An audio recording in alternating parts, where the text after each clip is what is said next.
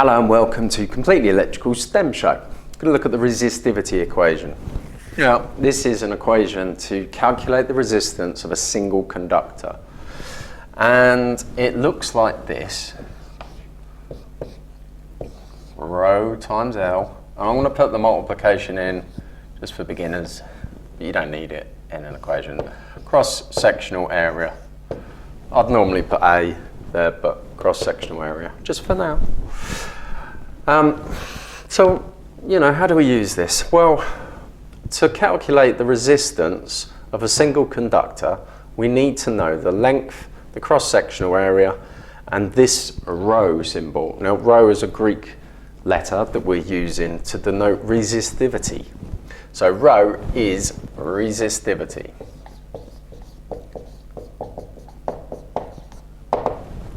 Can you read that?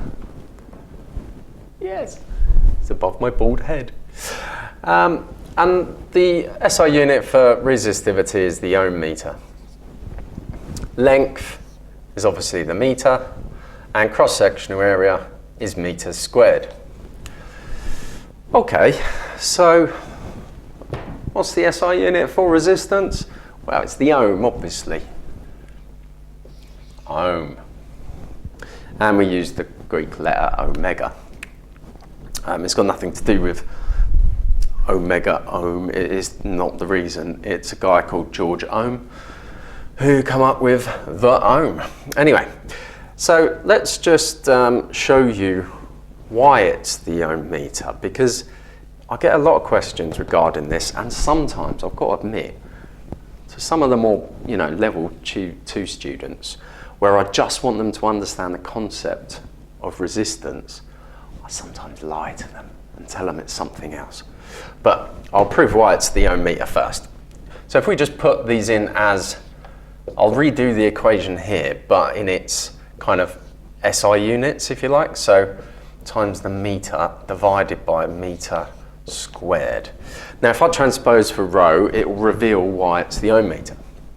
But it is kind of counterintuitive because, we're telling people that it's based on geometry. But then we're saying, well, the SI unit is the ohm meter. Well, a meter is a two-dimensional object. It can't exist in real physical space-time. So it doesn't look right. And I do get a lot of questions about this, and it annoys me when I'm trying to teach them the concept. And they're bogged down with this. So anyway, I need to transpose for rho, and that'll reveal the SI unit. So this needs to come upstairs. It's being divided, so I'm going to do the opposite function by itself, meter squared, so times by meter squared. Then I'm going to copy it this side, and then I can cancel because it's balanced, and meter squared divided by meter squared is 1, and so we don't need it.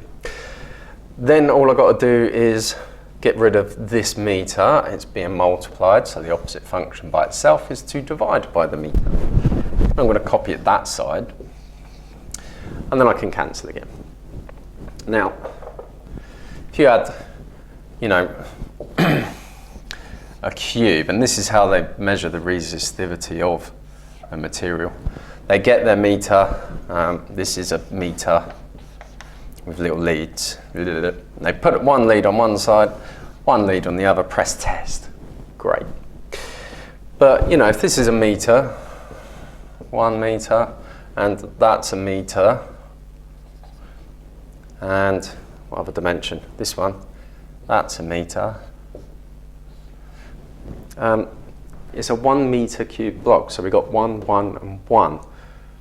Now, here we're going to have 1 squared and 1, which leaves just 1, doesn't it?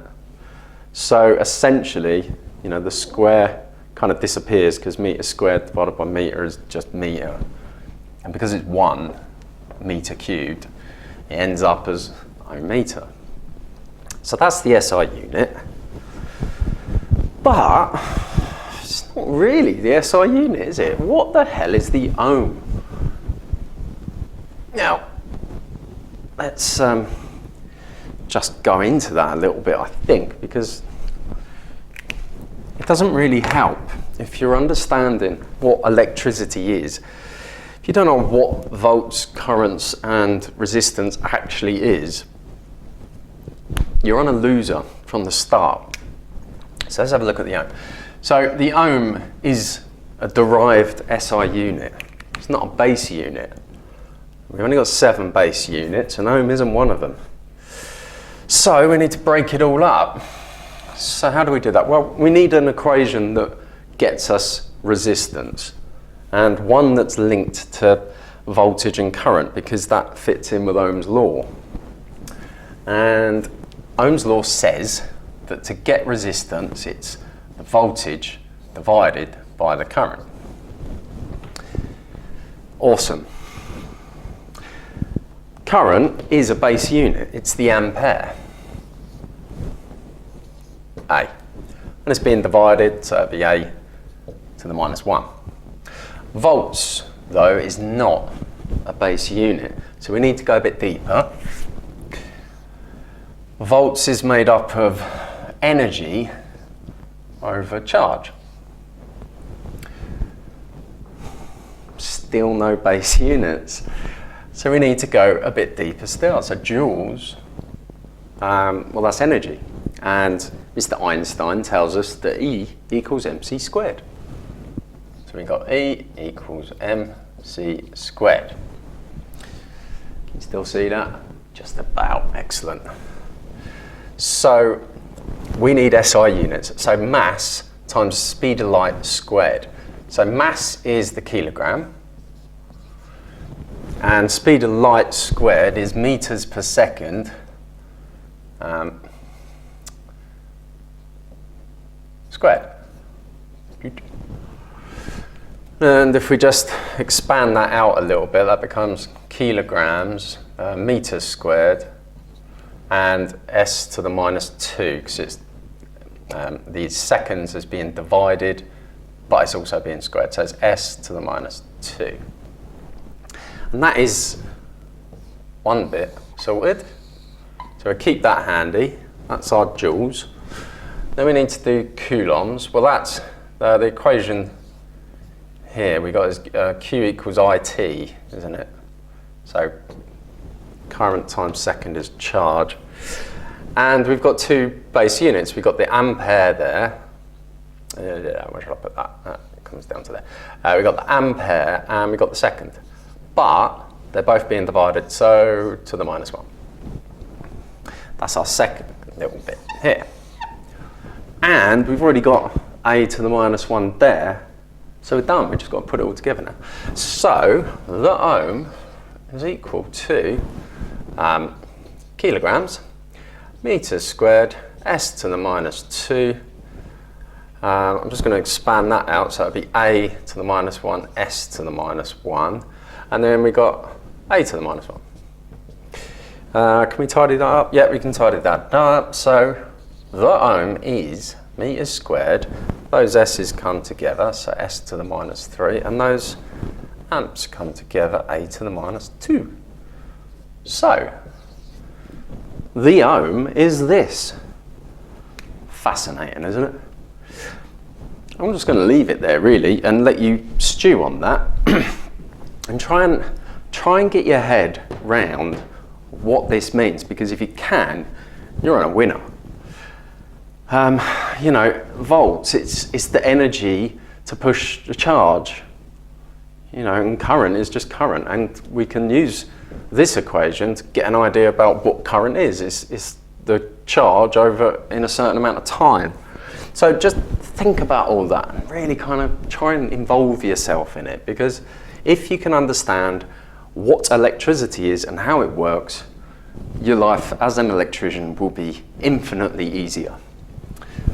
Yeah, right, let's go back to that equation now, because we've sort of gone very advanced, and actually, like, no electrician needs that, by the way. And you probably won't even get taught that in your course. Sometimes I go that deep with some students. It just depends how, you know, knowledgeable they are already. If they, you know, have already done a degree in physics, then yeah, we might talk about that, and I might try and push them a little bit further in their studies, but ultimately I leave it as the ohm meter. So resistivity equals ohm meter. That's all you need to know. Now, every material has a different resistivity. For us, we're really interested in copper mostly, sometimes aluminium. But copper has a resistivity, or rho, of, now it does kind of fluctuate a bit depending on where you get your reference in from, but I see it quite a lot as 1.78 times 10 to the minus 8. But the City and Guilds uses 1.72. Now there's a difference between different coppers, annealed copper and a couple of other types. Anyway, 1.72 times 10 to the minus 8. Happy days. So let's just do an example of this equation really. So we can put this in straight away, can't we? That goes where rho is. Now let's say we had a piece of wire that's a 2.5 mil cable and it's 10 meters long. Let's just go with that. So 10 meters long and it's a 2.5 millimeters squared cable, but we need it in its SI unit, otherwise the equation won't work. Now to convert millimeters squared into meters squared, we can just use scientific notation of 10 to the minus 6, because essentially what we want to do is divide by a million. And people say, well, you know, millimeters to meters is 1,000, Craig. Why a million? Well, you know, we're talking about area now. So if we got a meter there, it's 1,000 millimeters in that direction, 1,000 millimeters in that direction, and to get the area, it's 1,000 times 1,000, so 6 zeros. See? Now, because of the position of this, we could cheat. We could change this number.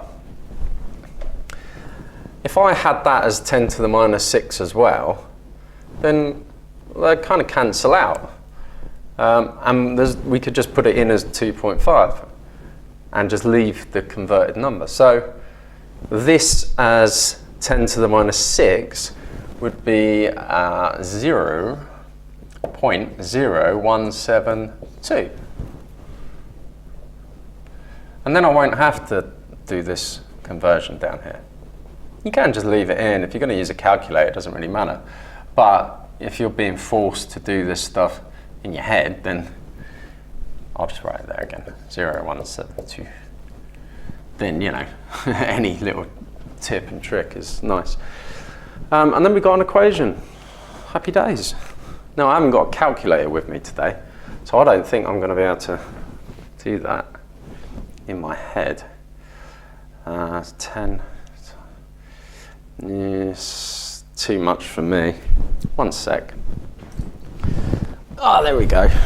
I have a phone. Now, if any of my students ever pull out a phone to use as a calculator, there's a very good chance it's going to get broken. It's just not good enough. If you're doing an electrical course, get yourself a decent camera and remember to bring it. Don't be like me. So how do we do this without, you know, all the handiness of brackets and all the rest of it? Well, let's just do 0.0172 times 10. Oops. Ah, see? No good, these. So, yeah, obviously taking a 0 off, so 0.172 divided by 2.5. That's the bit I couldn't do in my head. Don't know why. And we got a resistance of 0.0688 ohms. Now we could round that up, and in City and Guilds world, they like 2 significant digits. So that would be 0.07 ohms. Happy? Good. Now, we can also rearrange this and work out other things. So let's say we measured the resistance of a conductor and it came out at, I don't know, let's say 1.5 ohms. Well, we keep it as 10 meters let's transpose this equation to work out what size it is. So cross-sectional area, back to that.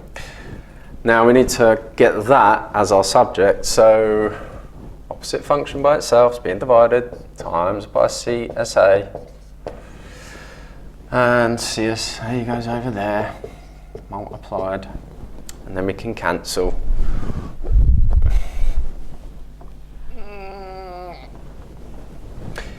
And then we need to divide out this 1.5 and copy it this side.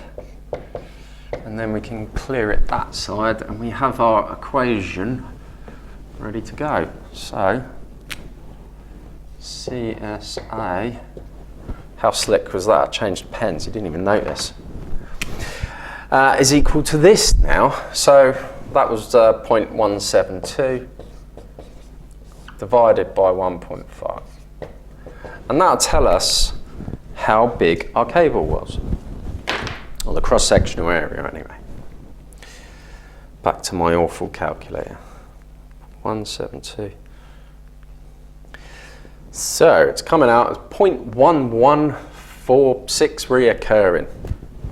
Now, it's going to come out in millimeters squared because we haven't converted it. 0.1146 reoccurring. So 0.1146 reoccurring, two significant digits, that becomes a 5. That becomes a 2, and then we're there. So 0.12 is our answer. So our cable then was 0.12 millimeters squared. Happy days. Now we could, transpose for length. I'm just going to transpose the equation, and you can put in your own numbers. Now with this equation, there's quite a handy little kind of transposition tip, if you like. If I just keep it like that. Now the first step is always going to be getting this from downstairs upstairs. And when we do that, we need to multiply it out. Copy it this side, so 8 times, and this is where we end up. When we cancel this out, so this is always going to be step 2 of the transposition. Okay, it's always going to be AR or RA is equal to rho L. And then whatever you want, just divide out the other one. So if I want to go back to resistance, well, if I just divide out A, that's going to end up back down there, and I've got the original equation again. If I want to calculate L, then I just divide out rho, copy it this side, and I can cancel it. So they always end up in that linear fashion, and a lot of equations do that, so keep an eye on for those little patterns. They're really handy. Now I think that's about it for this video. It's quite a simple equation, and I'd recommend just playing with it and just putting in numbers and get some wire and actually practice this. We don't really use it much, if I'm honest. I mean, I do, because it means I don't need to carry around them tables with all the milliohm per meter values in. They're there because there is some reactance, and it needs to be taken into account. But if you know how to do that, then you don't really need the books everywhere. But what we do is we teach you this method in the first year, but then we go on to the other method of calculating conductor resistance, which is our R1, R2 equation. Now we do that for simplicity. I'm going through pens like no tomorrow. I do apologise. Milliohms per meter times length divided by 1,000, and that would be at ambient temperature, but if you want to calculate what it will be when it's running, then you need to multiply it by a temperature factor. For 70-degree cable it's 1.2, for 90-degree cable it's 1.28, and it's based on the fact that resistance increases with temperature. It's 0.00393 ohms per degree, I think. So we use this equation instead of the one that we taught in the first year, which is a bit odd, but I suppose this is the next step really, and this is a lot more convenient if you're doing a lot of design calcs and stuff like that. Otherwise we'd have to do the resistivity equation twice, wouldn't we? We'd have to do R1 and then add it to R2, or 2 times the same equation if they're the same size conductor.